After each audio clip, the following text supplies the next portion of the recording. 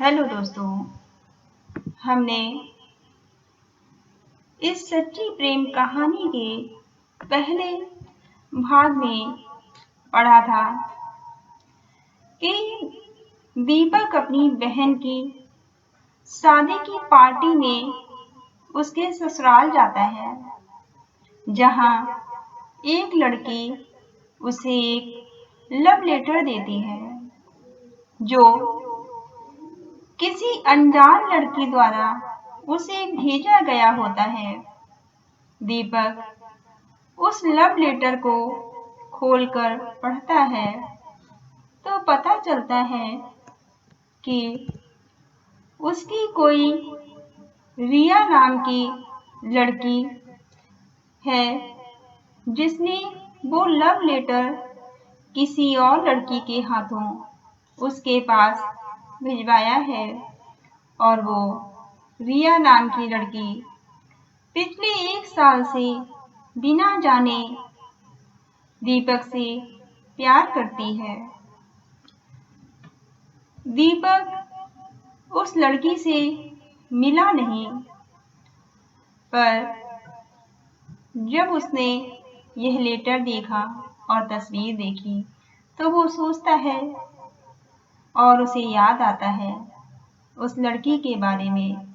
फिर दीपक उस लड़के से मिलता है और उसे समझाने की कोशिश करता है कि किसी मजबूरी के कारण वह उसके प्यार को कबूल नहीं कर सकता, लेकिन वह लड़की कहती है कि मैं आपको अपना पति मान चुकी हूँ और अगर आप मेरे प्यार को स्वीकार नहीं करेंगे तो मैं जहर खाकर मर जाऊंगी।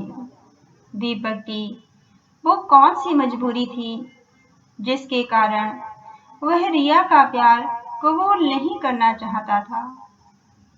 क्या दीपक ने रिया का प्यार कबूल किया? रिया को दीपक ने क्या जवाब दिया? इस प्रेम कहानी का क्या अंजाम हुआ? आइए आगे जानते हैं। एक गरीब लड़के की दिल को छू लेने वाली दर्द भरी सच्ची प्रेम कहानी का भाग 2 देखते हैं। दीपक लगातार सोचता रहा, क्या कहूँ इस मासूम लड़की को, क्या इसकी मोहब्बत को कबूल कर लूं, लेकिन कहीं फिर से किस्मत अपना इतिहास ना दोहरा दे। उसे अपनी बदकिस्मती से बहुत डर लग रहा था। वो अपनी बदकिस्मती से बहुत डरा हुआ था। कभी कभी तो वह मोहब्बत के खूबसूरत बगीचे में जख्म खाकर लौटा था, क्योंकि वो पहले भी किसी से मोहब्बत कर चुका था जो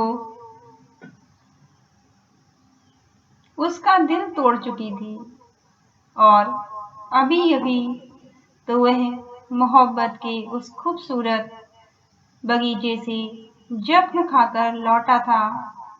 उसके जख्म अभी तक भरे भी नहीं थे। तभी अचानक झटका लगा तो वह ख्यालों के जंगल से बाहर आ गया। बस उसके गांव के पास वाले कस्बे में पहुंच चुकी थी। दीपक अपना बैग उठाकर बस से नीचे उतर आया। कस्बे से उसके गांव का रास्ता करीब 5-6 किलोमीटर का था। शाम हो चुकी थी और इस वक्त कोई सवारी नहीं मिल सकती थी। वैसे भी उसे सोचने के लिए थोड़ा समय चाहिए था। वह पैदल ही घर की तरफ चल दिया।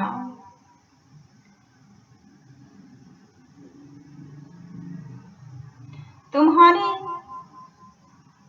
साथ तुम्हें अपना साथी बनाने से पहले मेरी जान मुझको बहुत सोचना है। मोहब्बत की दुनिया बसाने से पहले मेरी जान मुझको बहुत सोचना है।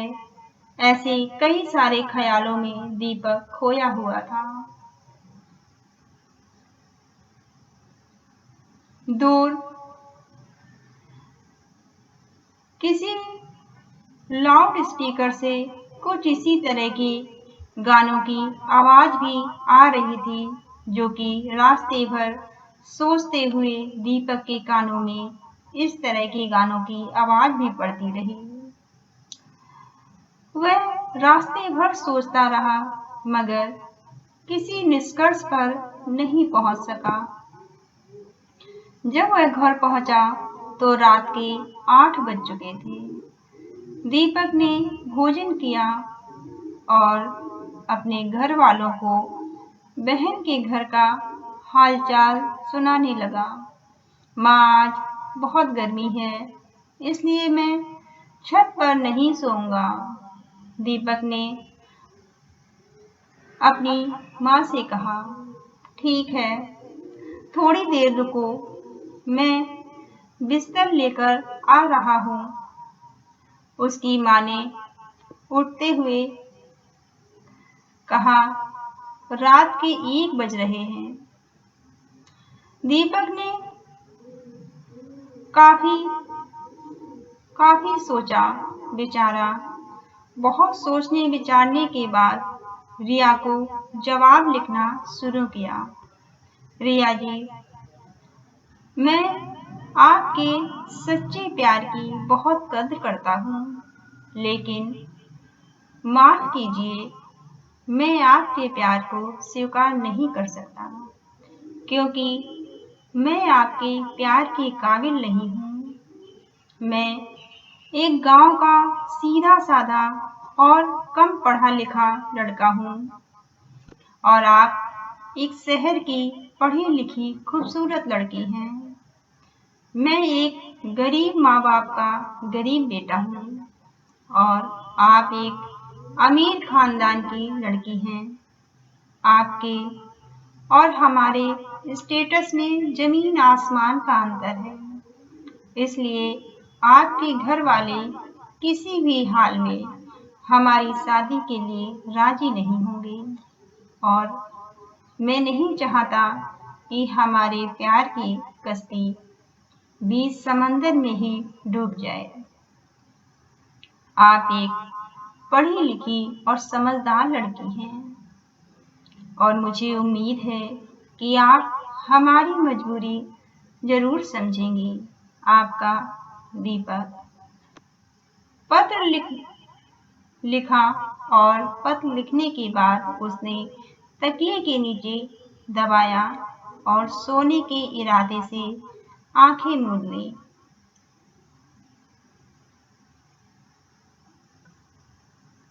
आंसुओं में न टूटना, हम दिल में बस जाएंगे। आंसुओं में न टूटना, हम दिल में बस जाएंगे। तमन्ना होगी अगर मिलने की, तो बंद आंखों में नजर आएंगे। तमन्ना होगी मिलने की, तो बंद आंखों में नजर आएंगे। उसे याद आई यही शायरी जो रिया ने अपने प्रेम पत्र में सबसे ऊपर लिखी थी। उसकी आंखों के सामने रिया का आंसुओं से भींगा हुआ चेहरा छलकने लगा।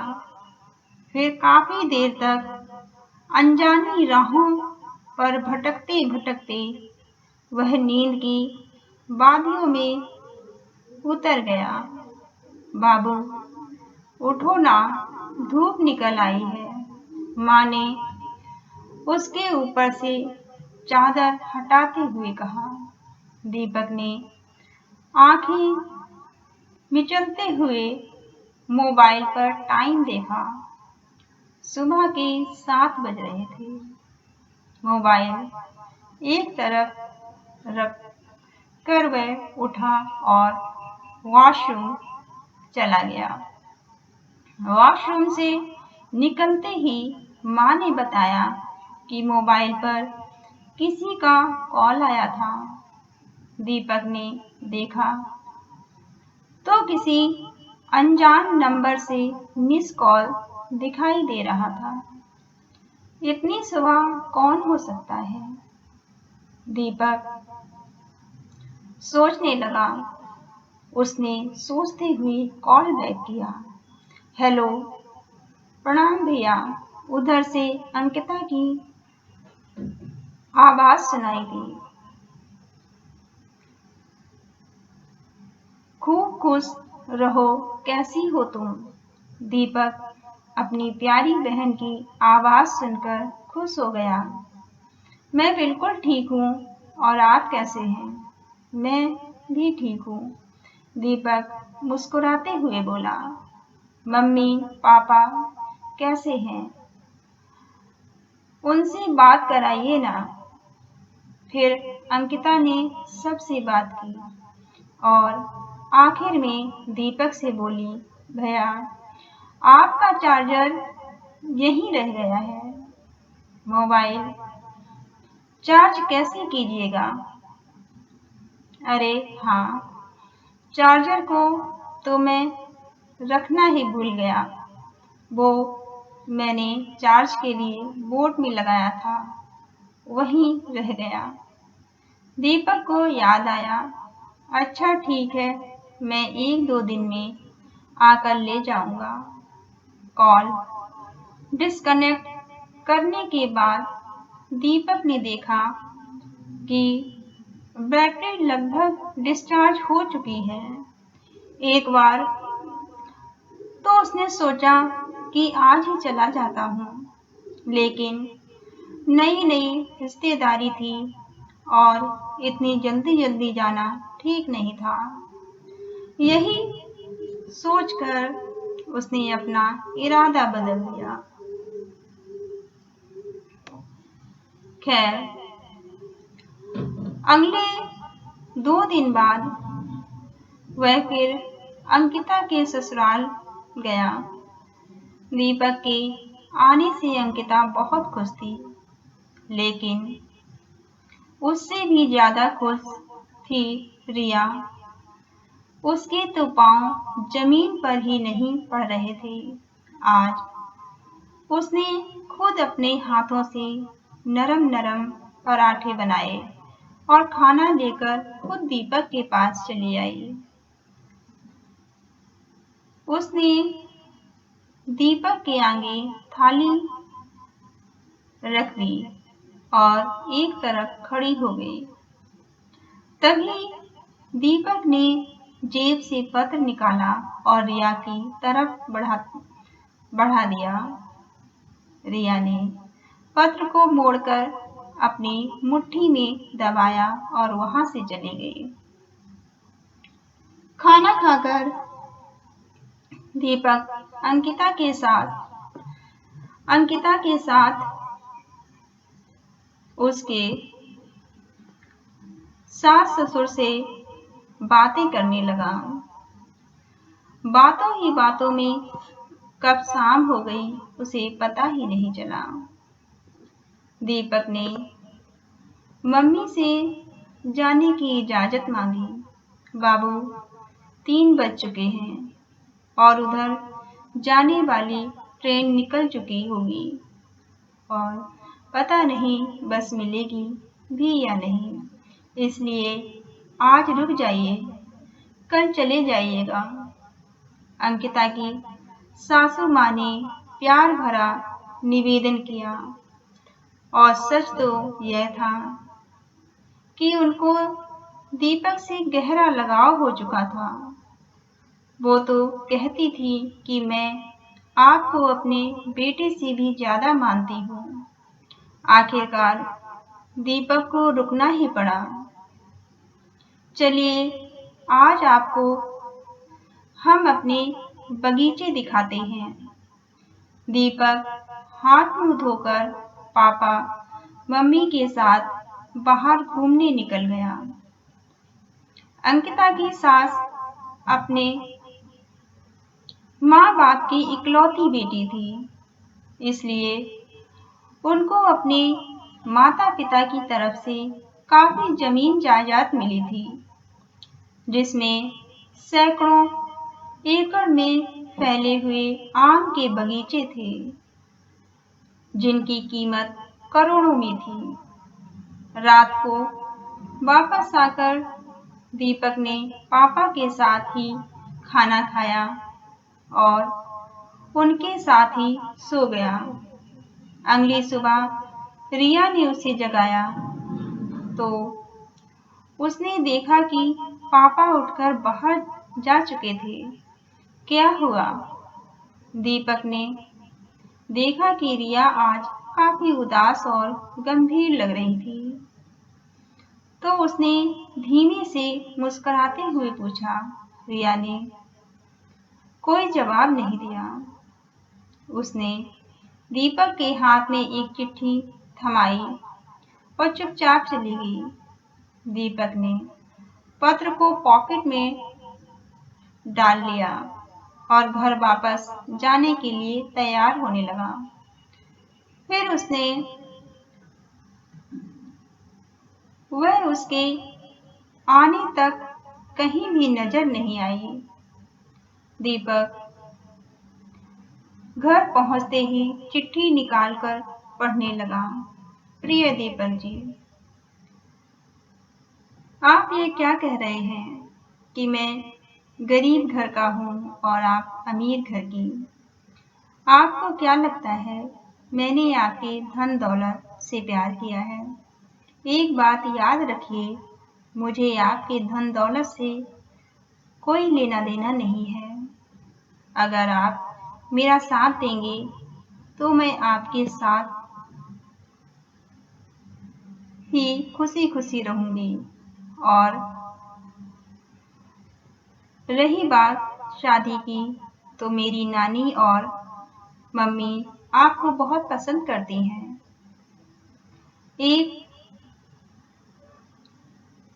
इसलिए मेरी शादी आपसे ही होगी और आप चिंता मत कीजिए। और हाँ, मुझे आपकी बहन ने बता दिया है कि आप पहले किसी और लड़की से प्यार करते थे। उसने आपको धोखा दे दिया, इसलिए आप हमेशा गुमसुम रहते हैं। लेकिन सुन लीजिए कि मैं वैसी लड़की नहीं हूँ। आज मैं अपने माँ पापा की कसम खाती हूँ, आपके प्यार की कसम खाती हूँ, आपकी कसम खाती हूँ कि आपको कभी धोखा नहीं दूंगी। मैं आपको इतना प्यार दूंगी कि आप सब भूल जाएंगे। और हाँ, एक और बात, आप प्लीज गाड़ी चलाना छोड़ दीजिए, क्योंकि गाड़ी चलाना बहुत खतरे वाला काम है। अगर आपको कुछ हो गया तो मैं मर जाऊंगी। I love you. दीपक की रिया और रिया के दीपक।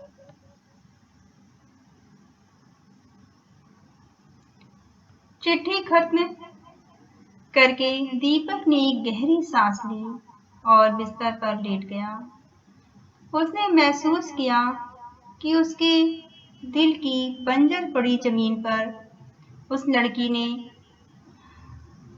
की मासूम मोहब्बत ने बीज बो दिए थे। जब उसे भी धीरे धीरे रिया से प्यार होने लगा था, धीरे धीरे ही सही, लेकिन वह लड़की उसके ख्यालों में छाने लगी। अब गाड़ी पर कब जाना है? रात को भोजन करते समय पापा ने दीपक से पूछा। नहीं, अब मैं गाड़ी नहीं चलाऊंगा, दीपक ने खाना खाते हुए कहा। पापा ने चौंक कर उसकी तरफ देखा। क्यों? पापा ने उसके चेहरे पर नजरें गड़ाते हुए पूछा। क्योंकि मुझे मोटर लाइन पसंद नहीं है। वहाँ बहुत गंदा माहौल होता है, मुझे वो माहौल बिल्कुल पसंद नहीं है, दीपक खाना खाते खाते बोला। दीपक के पापा पुराने ख्यालों के आदमी थे। उन्हें किसी ने बता दिया था कि ड्राइविंग का काम बहुत आराम वाला काम है और कमाई भी बहुत है। इसलिए उन्होंने दीपक को काफी विरोध करने के बावजूद भी ड्राइविंग सिखाने के लिए ट्रक पर भेजा था। दीपक ने काफी मिन्नतें की। यह ड्राइविंग वाला काम मुझे पसंद नहीं है, मैं कोई दूसरा काम ढूंढ लूंगा। लेकिन उसके पिता ने उसकी एक ना सुनी। आखिरकार 3 साल तक ट्रक पर रहने के बाद अब वह एक काफी अच्छा ड्राइवर बन गया था। हालांकि यह काम उसे आज भी पसंद नहीं था। न खाने का ठिकाना, न सोने का ठिकाना, और ऊपर से एक जगह बैठे बैठे उसकी बदन में जंग सी लगने लगी थी। मोटर लाइन के गंदे और अश्लील माहौल से वह बहुत नफरत करता था। उसका कसरती शरीर भी खराब हो रहा था। अब तुम्हारी मर्जी, दीपक के पापा उसके फैसले से नाराज लग रहे थे। दीपक अब जल्दी से कहीं ना कहीं सेटल होना चाहता था, इसलिए उसने जॉब के लिए अपने हाथ पैर मारने शुरू किए। इसी क्रम में वह एक दिन स्टेशन पर खड़ा पटना जाने वाली ट्रेन का इंतजार कर रहा था। तभी उसके मोबाइल पर कॉल आया। नमस्ते, कैसे हैं आप? दीपक ने कॉल रिसीव किया तो उधर से रिया की मधुर आवाज सुनाई पड़ी। हाँ, मैं बिल्कुल ठीक हूँ। आप अपना बताइए, आप कैसी हैं? घर आइए ना, मेरा मन बिल्कुल नहीं लग रहा है। दीपक को उसकी आवाज में उदासी महसूस हुई। अभी कुछ दिन पहले ही तो आया था, फिर कैसे आ जाऊं? नई नई रिश्तेदारी है, आपके घर के लोग क्या सोचेंगे? दीपक ने समझाने की कोशिश की। नहीं, मुझे कुछ नहीं पता, आपसे मिलना है। रिया जिद पर अड़ गई, जिद करने लगी। मैं बार बार आपके घर नहीं आ सकता, आप मेरी मजबूरी समझने की कोशिश कीजिए। दीपक ने प्यार से उसे मनाने की कोशिश की। तो फिर कल हमारे कॉलेज आ जाइए। ठीक है, मैं देखता हूँ। दीपक ने अब हार मान ली थी। दीपक ने उसके कॉलेज का पता पूछा और बाकी घर वालों का समाचार पूछने के बाद उसने फोन रख दिया। अगले दिन दीपक ने ट्रेन पकड़ी और उसके शहर पहुंच गया। काफी खोजबीन करने के बाद वह गर्ल्स कॉलेज उससे मिलने गया। वह गर्ल्स कॉलेज गेट के बाहर बैठकर लंच होने का इंतजार करने लगा। करीब आधे घंटे तक इंतजार करने के बाद आज एक लंच टाइम हुआ और लड़कियां बाहर आने लगीं। गेट से बाहर निकलते ही रिया ने इधर उधर नजर दौड़ाई तो दूर खड़ा दीपक उसे दिखाई दिया। उसने दीपक को इशारों से अपने पीछे आने को कहा। थोड़ी दूर चलने के बाद एक गली में रिया और अपने दोस्तों के साथ रुक गई। उस गली में कभी कभार लोग भी आ जा रहे थे, इसलिए दीपक को अनजान शहर में थोड़ा थोड़ा डर भी लग रहा था।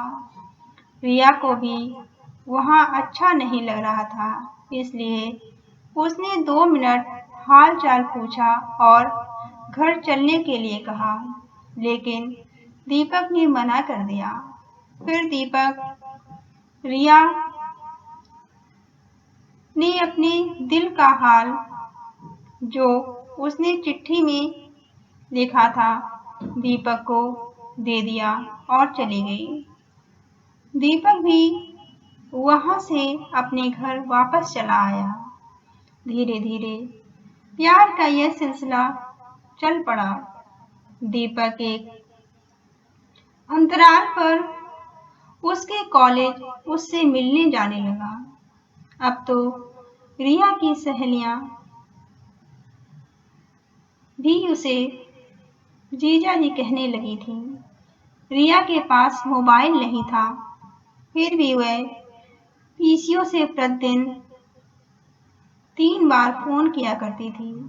सुबह कॉलेज जाते वक्त, दोपहर को लंच के वक्त और शाम को।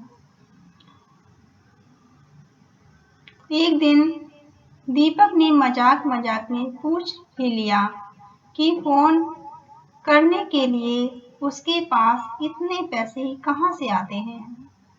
रिया ने बताया कि लंच टाइम में नाश्ता करने के लिए उसे जो पैसे मिलते हैं, उन्हीं पैसों से वह फोन करती है। फिर नाश्ता कैसे करती हो? दीपक ने पूछा। दीपक को उस पर बहुत प्यार आया। नाश्ता नहीं करती हूँ, इस तरह भूखे पेट रहने से तो आपकी तबीयत खराब हो जाएगी। दीपक चिंतित स्वर में नाराज होते हुए बोला, आपसे बात करती हूँ ना तो मेरा पेट भर जाता है। रिया रोमांटिक अंदाज में बोली, लेकिन दीपक उसकी बहुत परवाह करता था। अब वह जब भी जाता तो उसके लिए मिठाई, समोसे इत्यादि ले जाता था। हालांकि रिया उसे बार बार मना किया करती थी कि इतने पैसे मत खर्च किया कीजिए। खैर, इसी तरह उनका धीरे धीरे प्यार बढ़ता रहा। वे दोनों जब भी मिलते, एक दूसरे को चिट्ठियों के रूप में अपने दिल का हाल जरूर बताया करते थे।